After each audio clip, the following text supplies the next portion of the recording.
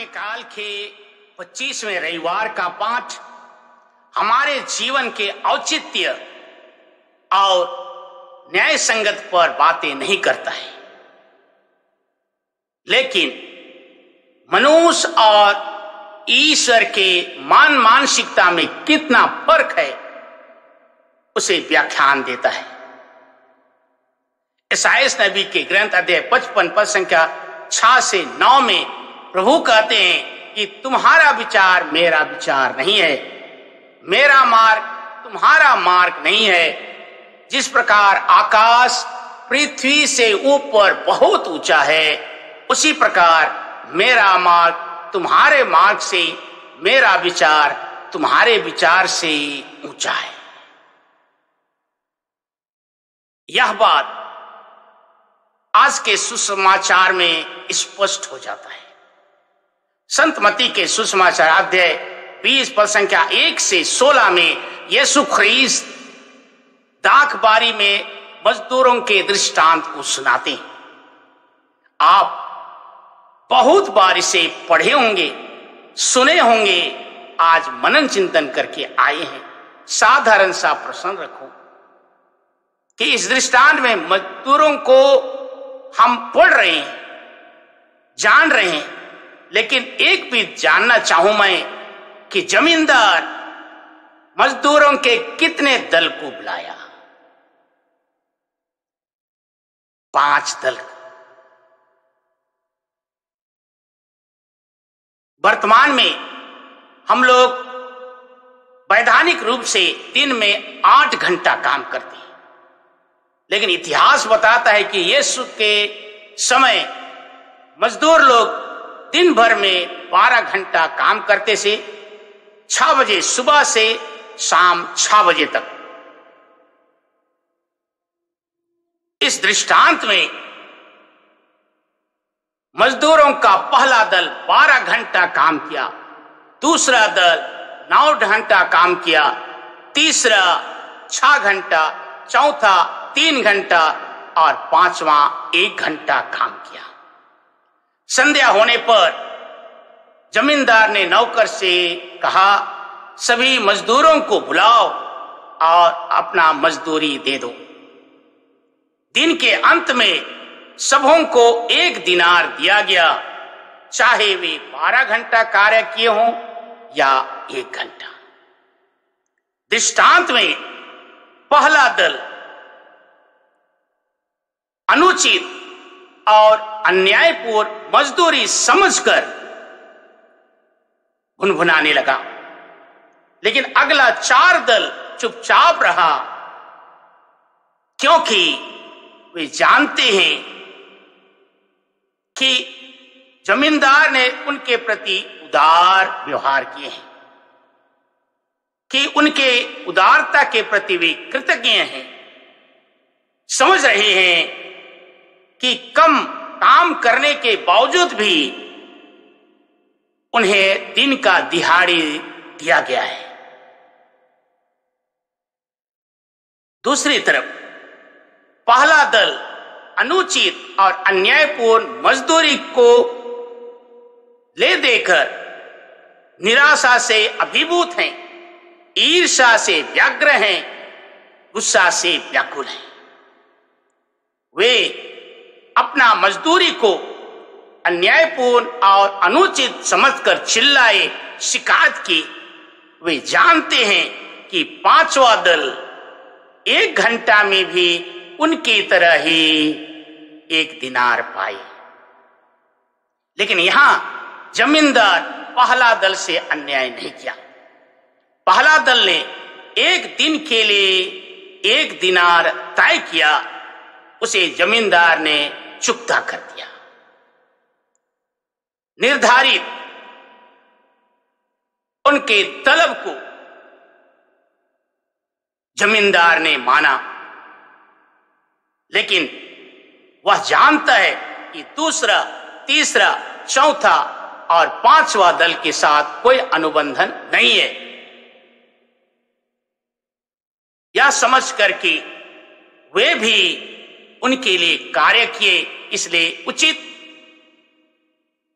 मजदूरी दे दिया। जमींदार उनके विरोध में अन्याय नहीं किया जिसके लिए वे भुनभुना रहे, लेकिन पहला दल के लोग कहना चाह रहे थे कि क्या मालिक हमारे साथ भी उतना उदार नहीं हो सकते जितना उदार ये अगला 4 दल के साथ के। उनकी उदारता उनके प्रति अति थी। प्रियजन, उदारता न्याय से भी ऊपर है। उदारता को हम पात्रता की तरह मांग नहीं कर सकते। पहला दल तब तक उठा रहा जब तक इस प्रसंग को नहीं समझे। दृष्टांत में जमींदार को समय और मजदूरी की चिंता से ज्यादा मजदूरों की चिंता थी।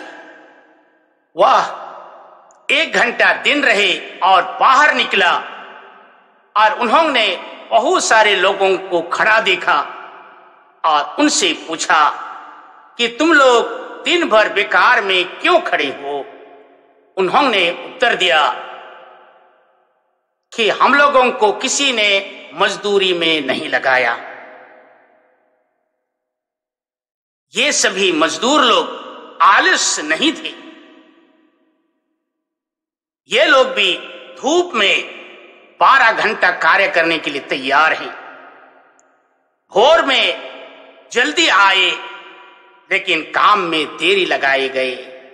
वे जानते हैं कि अभी जो कुछ उन्हें मिलेगा वो कम होगा, लेकिन खाली हाथ घर जाने के सिवाय कुछ लेके जाना अच्छा है।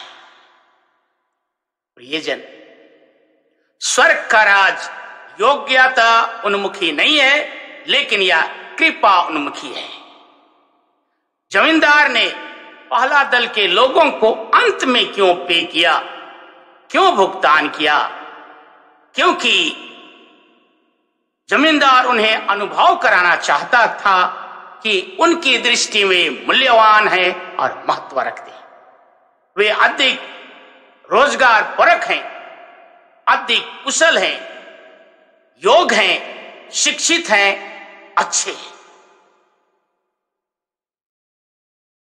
यहां पर जमींदार कभी भी पैसा की बात नहीं करते कितना लंबा कार्य किए, लेकिन बातें करते हैं कि ईश्वर की दया करुणा असीम है। जब हमारे जीवन में कुछ अन्याय होता है तो हम लड़ते हैं, बहस करते हैं कि हमारे साथ अन्याय हुआ है। याद रहे, हमारा जीवन औचित्य से परे है, दूर है, क्योंकि जीवन का मालिक ईश्वर है। हमारा कार्य बड़ा हो या छोटा, ईश्वर सबको बराबर इनाम देंगे। हम प्रत्येक जन को वे अपने दाख बारी के मजदूर समझते हैं। धर्म प्रांत में हम खेत खनियार में काम करने वाले मजदूर क्यों ना हो, बगान बस्ती में काम करने वाले लेबर क्यों ना हो, ऑफिस दफ्तर के ऑफिसर क्यों ना हो, धर्म संगी क्यों ना हो, पुरोहित क्यों ना हो, धर्माध्यक्ष क्यों ना हो, ईश्वर हमारे योगदान के आकार प्रकार को नहीं देखते, लेकिन कहते हैं तुमने छोटे में ईमानदार रहे, इसलिए स्वर्ग के अधिकारी। जब हम अपने योगदान को मापते हुए ईश्वर के दया करुणा की तुलना करते हैं और दूसरे से ईर्ष्या करते हैं, इसका अर्थ है कि हम ईश्वर के दया करुणा के प्रति आभारी नहीं है। इसलिए आज प्रभु कहते हैं जो अगले हैं पिछले बनाए जाएंगे और पिछले हैं अगले हो जाएंगे। याद रहे, दया, करुणा, कृपा, उदारता एक ही बातें हैं। यही स्वर्ग का राज है। जब हम खुले हृदय से किसी को प्रेम करते हैं, क्षमा करते हैं, सेवा करते हैं, शुश्रूषा करते हैं, सरोकार दिखाते हैं, याद रखिए उन जगह में ईश्वर का राज उनके बीच आ गया है, तुम्हारे बीच आ गया है। जब हम ईश्वर के दया करुणा को अपने हृदय में व्यवहार करते हैं और जीते हैं तो जीवन अर्थपूर्ण दिखाई देता है। ईश्वर सबको आशीष दे। आमीन।